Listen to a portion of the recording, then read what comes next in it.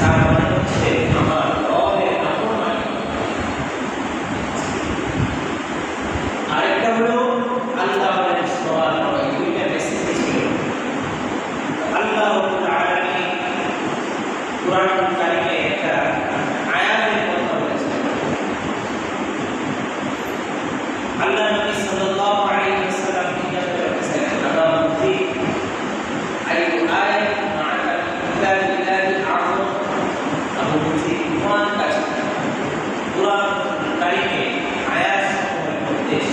সবচাইতে সম্মানিত আয়াত কি বলে? আবু হামজি বলেছেন আল্লাহু রাসূলুহু আলা, এই ব্যাপারে আল্লাহ এবং আল্লাহ রাসূল সাল্লাল্লাহু আলাইহি ওয়াসাল্লাম ভালো জানেন। আবার রাসূল সাল্লাল্লাহু আলাইহি ওয়াসাল্লাম বলেন যে আইয়ু আয়াতিন মুআযযামাতিন ফি কিতাবিল্লাহি আযম, তোমার কাছে সবচাইতে সম্মানিত আয়াত কি মনে হয়? আবু হামজি বলে আমি সাহস করে বলেই গেলাম, আমি তেলাওয়াত করলাম আল্লাহু লা ইলাহা ইল্লা হুয়াল হাইয়ুল কাইয়্যুম আল-আখির। আমি এই আয়াতটা তেলাওয়াত আল্লাহ নবী সাল্লাল্লাহু আলাইহি ওয়াসাল্লাম লিয়াতিয়া বিল ইলম ইয়া আবু হামজি, আল্লাহ নবী সাল্লাল্লাহু আলাইহি ওয়াসাল্লাম ফাযারা ফি সাদরি, আমার সিনার উপরে হাত রাখলেন, হাত রেখে বললেন লিয়াতিয়া বিল ইলম ইয়া আবু হামজি, আবু হামজি তোমার জন্য বরকতময় সালাত। যে আয়াতের কথা বলেছ সত্যি এই আয়াতটি হলো কোরআনুল কারীমের মধ্যে সবচেয়ে মর্যাদাপূর্ণ। সেই আয়াতের নাম আয়াতুল কুরসি। আয়াতুল কুরসি সেটা হয়তো আমরা সবাই পারি না, কিন্তু মাঝে মাঝে লক্ষ্য করি যারা নাম পারি তারাও লক্ষ্য করি অনেকেই আমাদের শেষে পুরো নারী বলে বলার পরে আবার করে ফু দেয়। যে জিনিসটা পরে মুসল্লিরা নামাজে পড়ে প্রত্যেক ফরজ নামাজে পড়ে পড়ে বুকের মধ্যে ফু দেয়, সেই জিনিসটার নাম হলো আয়াতুল কুরসি। আয়াতুল কুরসি শ্রেষ্ঠ কেন? আয়াতুল কুরসি শ্রেষ্ঠ এখানে আল্লাহ তাআলা আল্লাহর সার্বভৌমত্বের আলোচনা করেছেন। পৃথিবীর মধ্যে কোন শক্তি, কোন উপাস্য আল্লাহর সমকক্ষ নয়, এই আলোচনা আল্লাহ তাআলা এই আয়াতে করেছেন। তাহলে কোরআনুল কারীমের মধ্যে সর্বশ্রেষ্ঠ মর্যাদাপূর্ণ সূরাটির নাম হলো, আয়াতটির নাম হলো আয়াতুল কুরসি। আল্লাহ নবী সাল্লাল্লাহু আলাইহি ওয়াসাল্লাম বলেন লিকুল্লি শাইইন সিনাম, প্রত্যেক জিনিসের একটা চূড়া আছে, শাখা আছে। আয়াতুল কুরসি হলো কোরআনুল কারীমের সবচেয়ে চূড়া শাখা, সবার উপরে একটা সুবহানাল্লাহ। আল্লাহ তাআলা আয়াতুল কুরসির মধ্যে তার পরিচয় তুলে ধরেছেন। তার পরিচয় দেওয়ার কারণে আয়াতটা হলো সবচেয়ে দামি। যেভাবে সূরা ইখলাস কোরআনুল কারীমের মধ্যে মর্যাদাপূর্ণ সবচেয়ে সূরা, সেটার নাম হলো সূরা ইখলাস। সূরা ইখলাসের মধ্যে আল্লাহ তাআলা আল্লাহর পরিচয় দিয়েছেন। এই জন্য সূরা ইখলাস সবচেয়ে দামি। আল্লাহর শক্তি সার্বভৌমত্বের আলোচনা করেছেন আয়াতুল কুরসির মধ্যে, এই জন্য আয়াতুল কুরসি আয়াতটা শ্রেষ্ঠ। এই আল্লাহর সার্বভৌমত্ব ইমানের দাবি। এই দুই সূরার দুই আয়াতের আঙ্গিকে যার অন্তরের মধ্যে যে ভাষা রাখতে পারবে আল্লাহ তাআলা তাকে শ্রেষ্ঠ করে দিবেন। সুবহানাল্লাহ। আল্লাহ নবী সাল্লাল্লাহু আলাইহি ওয়াসাল্লাম বলেছেন জান্নাতের মধ্যে অনেক গেট আছে। একটা গেটের নাম হলো বাবুল রায়্যান, আরেকটার নাম বাবুস সাদাকা, আরেকটার নাম বাবুস সালাহ, আরেকটা গেটের নাম হলো বাবুল জিহাদ।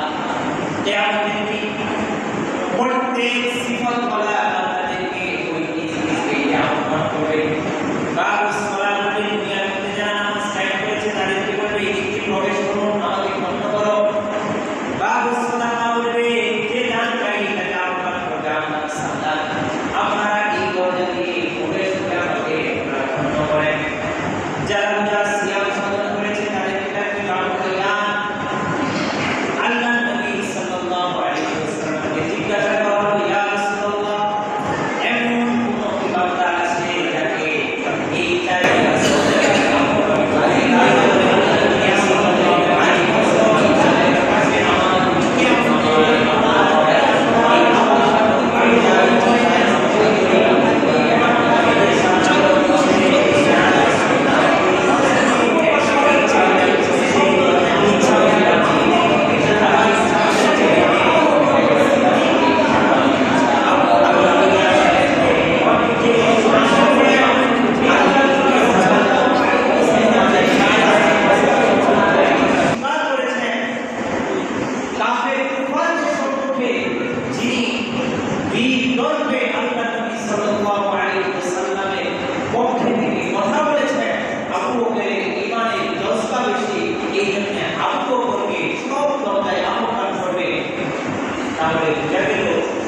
যে আয়াতগুলোর মধ্যে আলোচনা আছে, আলোচনা থাকার কারণে আয়াতগুলো দামি। এই আয়াতের সারমর্ম, আয়াতের অর্থ যে বান্দা অন্তরের মধ্যে ঢুকে যাবে সেই বান্দাও হয়ে যাবে। তাহলে আয়াতুল কুরসিটা কি দিয়ে শুরু হলো?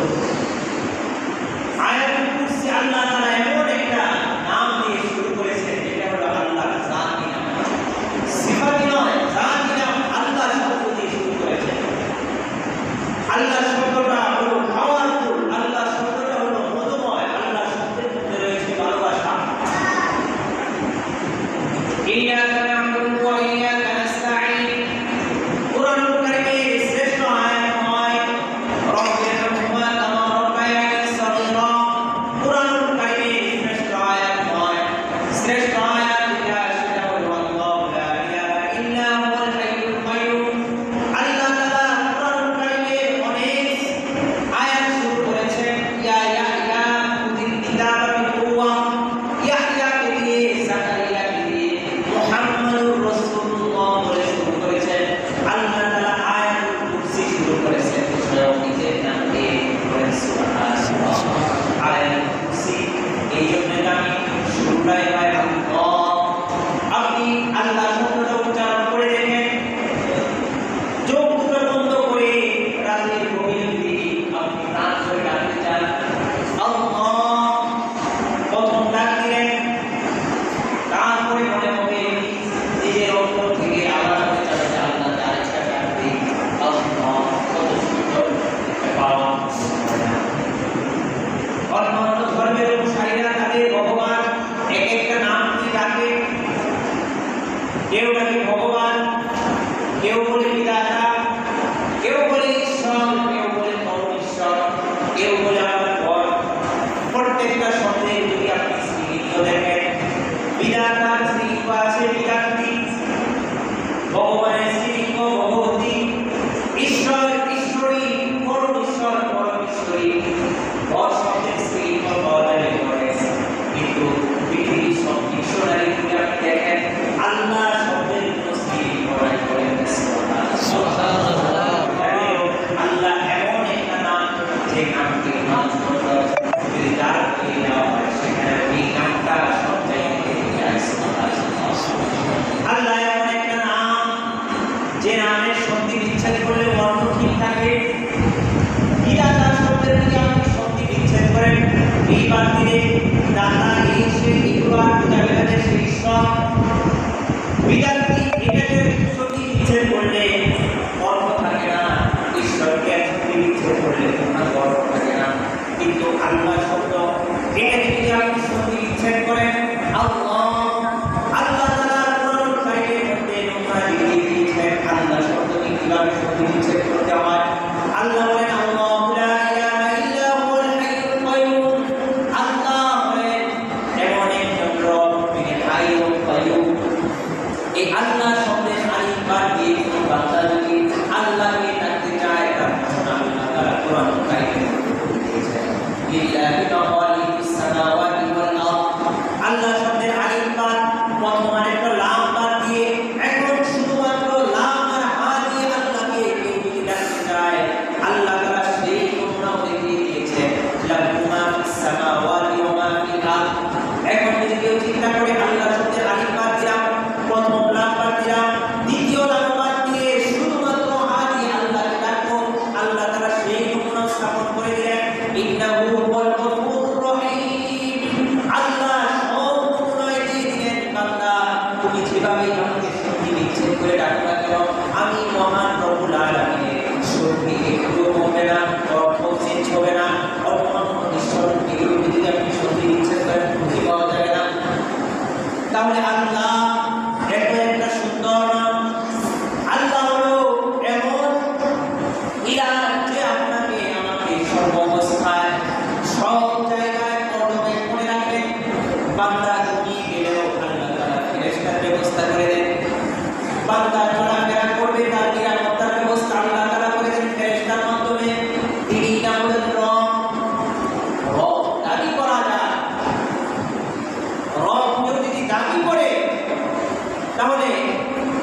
এই আয়াতুল কুরসির মধ্যে যে রবের সিফতগুলো আল্লাহ তাআলা উল্লেখ করেছেন, তাহলে তাকে এই পরীক্ষা, তাকে একটা পরীক্ষা দিতে হবে। একটা আয়াতুল কুরসির পরীক্ষা দিয়ে যদি কেউ পাস করে, তাহলে তাকে রব মানা যেতে পারে।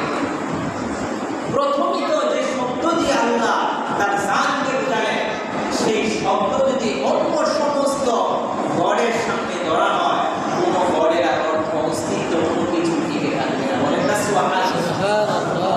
তাহলে এত সুন্দর, এত পাওয়ারফুল, এত মধুময় নাম, আমার অন্তরের তাসাল্লি, আমি আপনি পেরেশান, আমি আপনি চিন্তাগ্রস্ত, আল্লাহ নামটা অন্তর থেকে জোরে একবার, দুইবার, কয়েকবার পড়ার পরে দেখবেন আপনার পেরেশানি চলে গিয়েছে, আপনার হতাশা কেটে গিয়েছে, আপনার যে সমস্ত প্রয়োজন আছে আপনার মনের মধ্যে এখন শান্তি আসবে।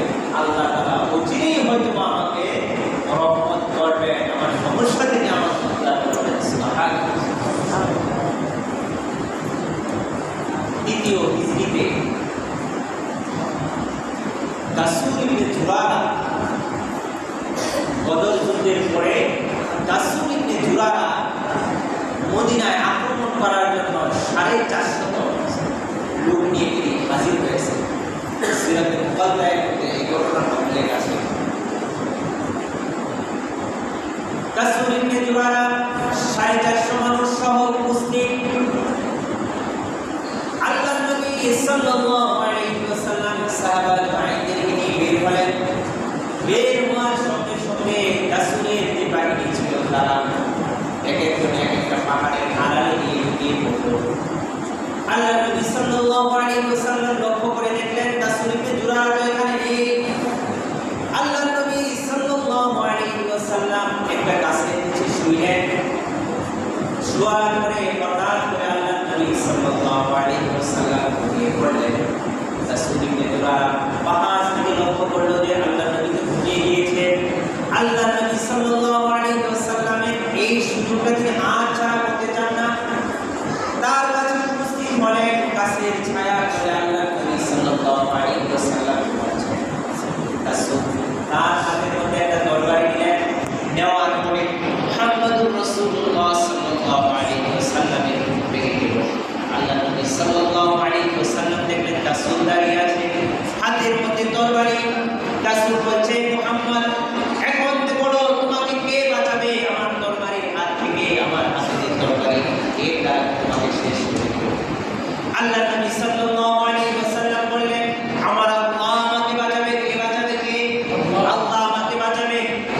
এই আল্লাহ শব্দ উচ্চারণ করার সাথে সাথে রাসূলের হাতটা এমন ভাবে কাঁপতে শুরু করলো, তার হাতে তরবারিটা পড়ে গেল। তরবারি পড়ে যাওয়ার পরে আল্লাহর নবী সাল্লাল্লাহু আলাইহি ওয়াসাল্লাম তরবারি উঠালেন। তরবারি উঠিয়ে রাসূলের দিকে তিনি তরবারি ধরে বললেন, রাসূল তুমি বলো এখন তোমাকে কে বাঁচাবে? কাফের, সে তো বুঝে না। সে রাসূল বলতে থাকে, মুহাম্মদ তুমি বাঁচাইতে পারো, এছাড়া তো আর আমার বাঁচানোর মতো এখানে কেউ নাই। আল্লাহর নবী সাল্লাল্লাহু আলাইহি ওয়াসাল্লাম ধমক দিলেন, রাসূল একটু আগে তুমি যে তরবারি তাক করেছিলে আমার দিকে, আমি যে শব্দ উচ্চারণ করেছিলাম, যে শব্দ বলার পরে তোমার হাত কাঁপতেছিল, যিনি আমাকে তোমার তরবারি থেকে বাঁচিয়েছে তুমি বলো না ওই আল্লাহ তোমাকে বাঁচাবে। সুবহানাল্লাহ। আল্লাহ নবী সাল্লাল্লাহু আলাইহি ওয়াসাল্লাম রাসূলের এই অবস্থা দেখে হতবিহ্বল হয়ে গিয়েছে। অবস্থা দেখে রাসূলকে ছেড়ে দিল, রাসূল চলে গিয়েছে। পরবর্তী সময়ে রাসূল তার পুত্রের সমস্ত মানুষকে নিয়ে একেবারে মুসলমান হয়ে গেছে। আল্লাহ শব্দের মধ্যে আশ্চর্য ধরনের একটা পাওয়ার আছে। পাওয়ার আছে কিনা?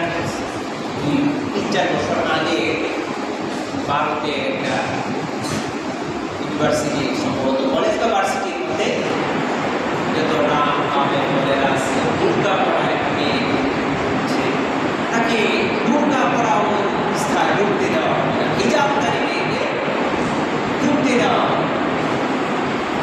এই জন্য রাম নামের সকলে আশীর্বাদ দিয়ে তারা স্লোগান দিচ্ছে। এটা একটা ফেসবুক, ইনস্টাগ্রাম এইসবের মধ্যে আসছিল। দেখা গিয়েছে এটা আশেপাশে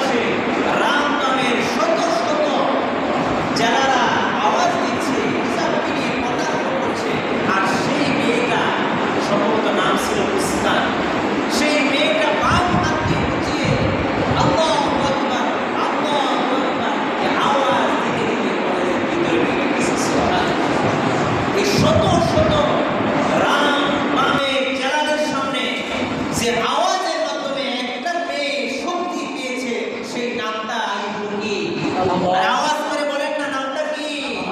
আল্লাহ। আল্লাহ এমন একটা পাওয়ারফুল নাম, বান্দা যখন অন্তর থেকে ডাক দিবে, পিছনে যত বাধা আছে সব বাধা মারিয়ে সে সামনে অগ্রসর হতে শুরু করবে। সুবহানাল্লাহ। তাহলে আল্লাহ হলো আমার আপনার রব, আল্লাহ হলো আমার আপনার সৃষ্টিকর্তা, আল্লাহ হলেন আমার আপনার পালনকর্তা। আল্লাহ শব্দ দ্বারা আয়াতুল কুরসি শুরু, আয়াতুল কুরসি শ্রেষ্ঠ, সূরা ইখলাস আল্লাহর গুণাগুণ বর্ণিত, সূরা ইখলাস শ্রেষ্ঠ। এই কোন বান্দার অন্তরের মধ্যে আল্লাহর গুণাগুণ, রাসূলের সুন্নাত যদি ভরপুর থাকে, দেহের মধ্যে পোশাকের মধ্যে চলাফেরায় যদি আল্লাহর নিয়ামত সমূহে প্রকাশ করে নবীর সুন্নাত অনুযায়ী চলে, এই বান্দাটা নিশ্চয়ই জমিনের মধ্যে শ্রেষ্ঠ বান্দা। আল্লাহ তাআলা এরপরে বলেন লা ইলাহা ইল্লা হুয়াল হাইয়ুল কাইয়্যুম। আল্লাহ শব্দের পরে আল্লাহ নিয়ে আসছেন লা ইলাহা, কোন ইলাহ নেই, ইল্লা হুয়াল হাইয়ুল কাইয়্যুম, কোন ইলাহ নেই। আল্লাহ তাআলা ইলাহ শব্দ কোরআনুল কারীমের মধ্যে 147 বার উল্লেখ করেছেন, 147 বার ইলাহ শব্দ উল্লেখ করেছেন। ইলাহ বলা হয় যিনি শাসনকর্তা, যিনি বিধানদাতা, যিনি পালনকর্তা, তাকে বলা হয় ইলাহ। দুনিয়ার মধ্যে এমন কোনো মানুষকে আপনি খুঁজে পাবেন না যিনি শাসনকর্তা, যিনি পালনকর্তা, যিনি রিজিকদাতা, যিনি বিধাতা, সব কিছুর ব্যালেন্স ঠিক রেখে সে চলতে পারে, মেনটেন করতে পারে, কাউকে পাওয়া যাবে না। তাহলে আল্লাহ জানেন লা ইলাহা, এই দুনিয়ার মধ্যে কোনো ইলাহ নেই। যদি ইলাহ থাকে তাহলে তাকে হতে হবে বিধানদাতা, শাসনকর্তা, সব কিছুর মধ্যে ভারসাম্য। আল্লাহ ঘোষণা করে দিলেন কোনো ইলাহ নেই দুনিয়ার মধ্যে, জমিনের উপরে কি নাই, কোনো ইলাহ নেই। দুনিয়ার মানুষ, জমিনের উপর কোনো ইলাহ নেই, ইলাহ নেই এমন, আবার আমার সাথে কোনো ইলাহ শরীকও নেই, কোনো ইলাহ শরীকও নেই। আল্লাহ বলেন লাউ কানা ফীহিমা আলিহাতুন ইল্লাল্লাহু লাফাসাদাতা। ও দুনিয়ার মানুষ, দুনিয়ার মধ্যে আসমানে জমিনে আরো কোনো যদি ইলাহ থাকতো তাহলে দুনিয়ার মধ্যে ফিতনা ফাসাদ হয়ে যেত, ফিতনা ফাসাদ হয়ে যেত। আল্লাহ বলেন অন্য আয়াতে আমার কোনো শরীক নেই, আমার কোনো সন্তান নেই, আমার কোনো অংশীদার নেই। যদি অংশীদার থাকতো প্রত্যেক অংশীদার তার অংশ নিয়ে নিত, এক একজনে এক এক অংশ নিয়ে নেওয়ার পরে যদি আজকে শুরুতে অংশীদার শুরু নিয়ে নেয় তাহলে দুনিয়া অন্ধকার হয়ে পড়ে থাকবে। যদি চাঁদের ইলাহ চাঁদকে নিয়ে নেয় তাহলে রাত অন্ধকার হয়ে যাবে। এভাবে যদি বাতাসের ইলাহ বাতাস নিয়ে নেয় তাহলে দুনিয়ার মধ্যে আর কেউ বাঁচবে, আর কেউ বাঁচবে না। আল্লাহ এভাবে বুঝাইতেছেন দুনিয়ার মানুষ, তোমরা যে ইলাহ আমার সাথে তোমরা শরীক করো, তাহলে যদি শরীকই হয়ে যায় তোমরা দুনিয়ার মধ্যে, আমরা যদি লক্ষ্য করি একটা পরিবারে একজন পিতার যদি 4 জন সন্তান থাকে, এই 4 জন সন্তানকে একজন একই মায়ের দুধ থেকে তারা হয়েছে। এই 4টা সন্তান মিলেমিশে 40টা বছর কাটাতে পারে, অসম্ভব। তাহলে একই মায়ের উদর থেকে যারা দুনিয়ার মধ্যে আসলো ক্ষণস্থায়ী সময়ের জন্য 40 বছর কেন 20 বছরও সাবালক হওয়ার পরে বিয়ে শাদীর পরে 4টা ভাই বিয়ে শাদীর পরে 20 দিন থাকা অসম্ভব হয়ে যায়, থাকলেও খুবই কষ্ট। তাহলে একই মায়ের উদর থেকে জন্মানোর পরে 20 দিন দুনিয়ার মধ্যে তোমরা একসাথে একযোগে থাকতে পারো না। এই পুরো কায়নাত সৃষ্টি করার পরে এখানে যদি শরীকানা থাকতো তাহলে এই এতদিন এটা কিভাবে টিকে থাকে? টিকে থাকা সম্ভব? কালে হলে কখনোই সম্ভব নয়। আল্লাহ দুনিয়ার মানুষদেরকে বুঝাইতেছে লা ইলাহা, কোন দুনিয়ার মধ্যে আসমানে জমিনে যেখানেই বলো না কেন কোনো ইলাহ নেই। যদি ইলাহ মানতে হয় তাহলে ওই ইলাহকে তোমরা পরীক্ষা করো। দুইটা সিফাত সামনে আল্লাহ তাআলা বর্ণনা করলেন, আল হাই আল কাইয়্যুম। আল হাই আল কাইয়্যুম, বলুন আল হাই আল কাইয়্যুম। এই দুইটা সিফাত আল হাইয়ুল কাইয়্যুম, আল হাইয়ুল কাইয়্যুম, দুইটা সিফাত সামনে নিয়ে আসলেন। এখন আল্লাহ তাআলা এই দুইটা সিফাত দিয়ে দুনিয়া ইলাহদেরকে যাচাই করার জন্য বলতেছে হাই বলা হয় চিরঞ্জীব, কাইয়্যুম বলা হয় চিরস্থায়ী। তাহলে বাবা আদম আলাইহিস সালাম থেকে আজ পর্যন্ত একজন চিরঞ্জীব পাওয়া যাবে? পৃথিবীর শুরু লগ্ন থেকে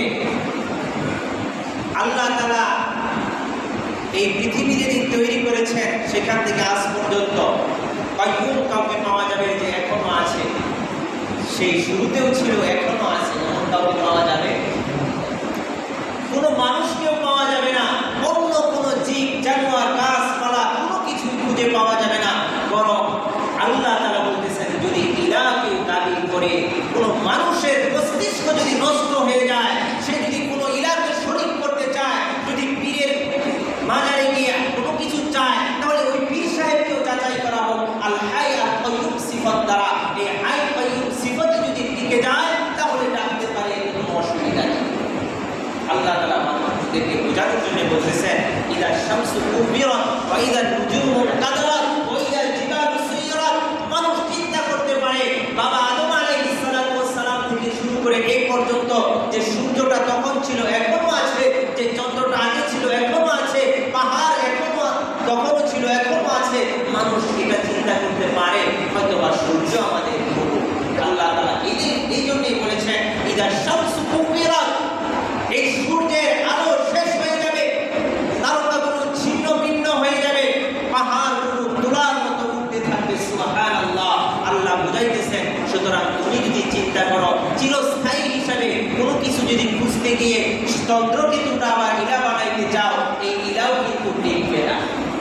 আল্লাহ পরিষ্কার কোরআনুল কারীমের মধ্যে বলে দিয়েছেন। আমরা চিন্তা করতে পারি মানুষ সূর্যের পূজা করে না, চন্দ্রের পূজা করে না, সূর্যাস্তের সময় নামাজ পড়া এই জন্যই তো নিষেধ। মানুষ সূর্যের পূজা করে এই জন্যই নিষেধ। মানুষ সূর্যের পূজা করে, মানুষ গাছের পূজা করে, মানুষ পাহাড়ের পূজা করে। এই সমস্ত জিনিসকে আল্লাহ উল্লেখ করেছেন যে এই মানুষ যখন আমাকে খুঁজতে গিয়ে যখন চিন্তা করবে চিরস্থায়ী কোনো কিছু পাওয়া যায় কিনা, সেটাও হয়তো বা ইলাহ। এই জন্য সূর্যের কথা আলাদা করে বললেন। এই সমস্ত কিছুই শেষ হয়ে যাবে, বাকি থাকবো একমাত্র আমি, আর আমি হলাম শক্তিমান। আন্নাল কুওয়াতা লিল্লাহি জামিআ, সমস্ত শক্তির উৎস হলাম আমি, আমি ছাড়া আর শক্তিধর কেউ নাই। সুবহানাল্লাহ। দুনিয়ার মানুষ যেটাই যে যাই বলুক না কেন, মানুষ ক্ষমতার উৎস, এটা কখনোই বলা যাবে না। ক্ষমতার উৎস মানুষ হতে পারে না। আল্লাহ বলেন আন্নাল কুওয়াতা লিল্লাহি জামিআ, সমস্ত ক্ষমতার উৎস হলেন কে? জোরে বলেন না কে? আল্লাহ হলেন সমস্ত ক্ষমতার উৎস। যে মানুষের নাকের মধ্যে ময়লা, যে মানুষের মুখের মধ্যে ময়লা, সকালে দাঁত নষ্ট করলে কথা বলা যায় না, যে মানুষ সকালবেলা টয়লেটে না গেলে ঠিক মতো চলাফেরা করতে পারে না, এর ভর্তি তার ময়লা থাকে, এই মানুষ আবার দাবি করে সমস্ত ক্ষমতার উৎস নাকি সেই মানুষ। নাউযুবিল্লাহ। তাহলে সমস্ত ক্ষমতার উৎস কে? আল্লাহ। কে? আল্লাহ। মনে থাকবে তো? থাকবে, এই কথা মনে থাকবে। কোরআনে বলেছে আন্নাল কুওয়াতা লিল্লাহি জামিআ, সমস্ত ক্ষমতার উৎস কে? আল্লাহ। বারে বারে বলিয়ে নিলাম, স্লোগানটা আবার মসজিদের বাইরে গেলে উঠতেও যেতে পারে। যে যাই করি এই কথা তো কখনো বলতে পারবো না। সমস্ত ক্ষমতার উৎস আল্লাহকে ব্যতি রেখে সমস্ত ক্ষমতার উৎস আমি, জনগণ, এই সেই, এগুলো তো আর আমি বলতে পারি না। আমি মুসলমান, আমার সব কিছু আল্লাহ। মুহতারাম হাজিরিন, যে দুইটা সিফাতের কথা বলতেছিলাম, আল্লাহ বললেন আল্লাহু লা ইলাহা ইল্লা হুয়াল হাইয়ুল কাইয়ুম। দুনিয়ার মধ্যে কেউ যদি ইলাহ দাবি করে, কেউ যদি ইলাহ হতে চায়, তাহলে তাকে যাচাই করো দুইটা সিফাত দ্বারা। আল হাইয়ুল কাইয়ুম, হাইয়ুন এমন সিফাত যে সিফাত কোনো মানুষের মধ্যে পাওয়া যায় না, গাছগাছালার কিছুর মধ্যে পাওয়া যায় না। এমন একটা অবস্থা তৈরি হয়েছিল। আল্লাহ নবী সাল্লাল্লাহু আলাইহি ওয়াসাল্লাম ইন্তেকাল করলেন। ইন্তেকাল করার পরে ওমর রাদিয়াল্লাহু তাআলা বলতেছেন, কেউ যদি বলে যে আল্লাহ নবী ইন্তেকাল করেছে, তার গর্দান আলাদা করে দিব। আবু বকর সিদ্দিক তিনি দাঁড়িয়ে ঘোষণা দিলেন, যারা মুহাম্মাদুর রাসূলুল্লাহর ইবাদত করত তারা জেনে নাও মুহাম্মাদুর রাসূলুল্লাহ সাল্লাল্লাহু আলাইহি ওয়াসাল্লাম শেষ। আর যারা আল্লাহ তাআলার ইবাদত করে তারা শুনে নাও, আল্লাহ হলেন আল হাইয়ুল কাইয়ুম, আল্লাহ হলেন চিরঞ্জীব, চিরস্থায়ী। সুতরাং মুহাম্মদ সাল্লাল্লাহু আলাইহি ওয়াসাল্লামের ইবাদত কেউ করে নাই। উমরের হুঁশ ফিরে আসলো। আরে আসলে আমি করছি কি? মুহাম্মদ সাল্লাল্লাহু আলাইহি ওয়াসাল্লাম তো একজন মহাপুরুষ, মহামানব, থাকবে না। মহাব্বতের ভালোবাসায় তিনি পেরেশান, তিনি দেওয়ানা হয়ে এই কথা বলতেছে। তার মৃত্যুর খবরটা কানের মধ্যে আসাটা তার জন্য কষ্টকর হয়ে গিয়েছে। আবু বকর তখন তিনি তিক্ত কণ্ঠে বলে দিলেন, মুহাম্মদের ইবাদত যারা করে তারা মনে করো যে তিনি শেষ, তোমাদের ইবাদত শেষ, আর করার দরকার নাই। আল্লাহর যারা ইবাদত করে তোমরা জেনে রাখো আল্লাহ আছে, থাকবে, চিরস্থায়ী তিনি। সুতরাং যারা আমরা ইবাদত করছি, পীরের নামে যেই নামেই করি না কেন, বিদর্মী হয়ে যে ইলাহকে আমরা বানাই না কেন, মনে রাখবো এই ইলাহ তো এই পর্যন্ত। আমরা পীরের দরগায় গিয়ে, বাবার কাছে গিয়ে এই সেই চাই না কেন, মনে রাখবো এর ক্ষমতা এই পর্যন্ত। সুতরাং একজন আলেমের কাছে একজন আলেম সাহেব যা বলে কুরআন হাদিস এর বাইরেও যদি কোনো কিছু বলে, একবার অন্তর্ভুক্ত হয়ে গিয়েছি, তার কথা মানি। তিনি শিরক করতে বললে শিরকের মধ্যে ডাক দিচ্ছি, এই আলেম মরা শেষ, তার অনুসারীদেরও টেম্পার শেষ। কিন্তু আল্লাহর যারা ইবাদত করবে এই টেম্পার কখনো শেষ হবার নয়। দুনিয়াতে তারা যেমন সম্মানী হবে, আল্লাহ তাআলা তাদেরকে কাল কিয়ামতের দিনে সম্মানী করবেন। সুবহানাল্লাহ। হাজিরিন, গত জুমা থেকে পূজা নিয়ে এই জন্যই আলোচনা করছিলাম যেন অনেক আমার যুবক ভাইয়েরা আছে যাদের বন্ধু বান্ধব অন্য ধর্মের হওয়ার কারণে নিজেরাও অনেক সময় মার্কেট করে পূজাতে ঘুরবে ফিরবে, শিডিউল করে। এই জন্য চিন্তা করতে পারেন একটু আগে পূজার আলোচনা হুজুরে কেন করেছে। আমি এই জন্যই করেছি যেন আমার যুবক ভাইয়েরা শিডিউল করে অমুক দিন অমুক পূজার অনুষ্ঠানে, অমুক দিন অমুক মণ্ডপে যাব, এই শিডিউলটা যেন না করে। এই জন্য গত জুমায় আমি আলোচনা করেছিলাম। আর এই জুমাতে এটাই আমি প্রমাণ করতে যাচ্ছি যে আমার রবের উপর শক্তিশালী, দুনিয়াতে আখিরাতে আগে পরে পিছনের সামনে কোনো জায়গায় কোনো শক্তিশালী কেউ নাই। সুতরাং কোনো মানুষ যদি অন্য রবের কাছে যায়, অন্য রব থেকে তার অন্তরের মধ্যে ভিত্তি আসে, সে এত বড় মহান মালিকের নাফরমানি করলো, তার ঈমানের মধ্যে খলল সৃষ্টি হয়ে যাবে। নাউযুবিল্লাহ। সুতরাং আমরা যে শহরের মধ্যে বসবাস করি, আমাদের শহরের আশেপাশে ঢোল ডাগর, গান বাজনা, কত কিছু, কত অনুষ্ঠান হবে। আমার বন্ধু বান্ধব উঠা বসা সনাতন ধর্মী অমুক ধর্মীদের সাথে হতে পারে, আমাকে ইনভাইট করতে পারে, আমার যাওয়ার লাগতেই পারে, না গেলে কেমন হয়। এমনটা যদি হয়ে থাকে, এবার অন্তত পক্ষে আল্লাহর রাস্তে এগুলো থেকে বিরত থাকুন। আল্লাহকে বলুন, আল্লাহ যদি আগে গিয়েও থাকি এইভাবে কখনো হয়তো আমি বুঝি নাই, এই জন্য গিয়েছি, কিন্তু এবার ভালো করে বুঝছি। এবার ভালো করে বুঝছেন না, কে এমন কেউ আছে? জামাজে যাবে না, এটা ভালো করে বুঝছেন না এমন কোনো বান্দা আছে? সবাই আলহামদুলিল্লাহ বলছে, বলুন না আলহামদুলিল্লাহ। আল্লাহ পিছনের গুলার জন্য ক্ষমা চাচ্ছি, মাফ করো। এই যে তওবা করছি, মসজিদে বসেই করছি, আর কোনোদিন যাব না। আল্লাহ আমাদেরকে সিরাতে মুস্তাকিম